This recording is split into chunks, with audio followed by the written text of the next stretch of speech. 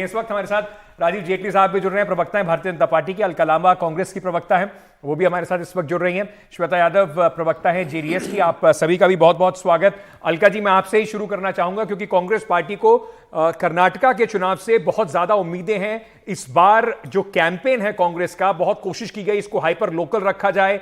कई बार अंत में आके कहा गया कि कांग्रेस ने शायद कुछ गलतियां कर दी और इस वजह से प्रधानमंत्री को एक नेशनलिस्टिक पोलराइजिंग कार्ड खेलने का मौका भी इसमें मिल गया।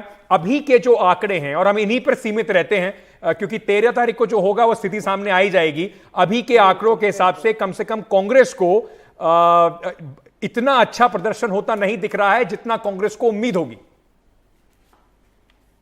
देखिए, मैं फिर कहूंगी, मैं 1 महीना कर्नाटक की धरती पर थी और मैं 8 तारीख को ही वापस आई हूं। मैं आपको फिर विश्वास से कह रही हूं, हमारा अपना अंदर का जो आंकलन और सर्वे है, काफी हद तक मैं इस बात पे आज भी भरोसा कर रही हूं कि कांग्रेस पूर्ण बहुमत की अपनी सरकार बनाने जा रही है। मैं आपसे सहमत हूं, बहुत चीजें चुनाव में होती हैं, कहीं पर हम लोग प्लस चले जाते हैं, फिर माइनस जाते हैं, लेकिन ओवरऑल आप देखेंगे हमारा जो एजेंडा था, हमने तय कर लिया था कि हम राष्ट्रीय अंतर्राष्ट्रीय मुद्दों पर प्रधानमंत्री जी आपको घेरने की कोशिश करेंगे। सांप्रदायिकता के मुद्दे लाए जाएंगे कि गुजरात में कर्नाटका में कांग्रेस की सरकार आएगी तो दंगे हो जाएंगे। रिजर्वेशन का इशू, बाटला पीएफआई का इशू, उसके बाद आपका यूनिफॉर्म कॉमन सिविल कोड की बात हो, सीएनआरसी की बात हो, बहुत सारे बजरंग बली तक का पूरा। लेकिन हमें यह कहा गया, जिसपे हम अडिग रहे, कि हम 40% कमीशन खोर बोमई भ्रष्ट सरकार पर अटैक अपना लगातार रखेंगे। हम अपनी 5 गारंटी पे ही रहेंगे। भाजपा हमें रेल करने की कोशिश करेगी, हमें नहीं होना है,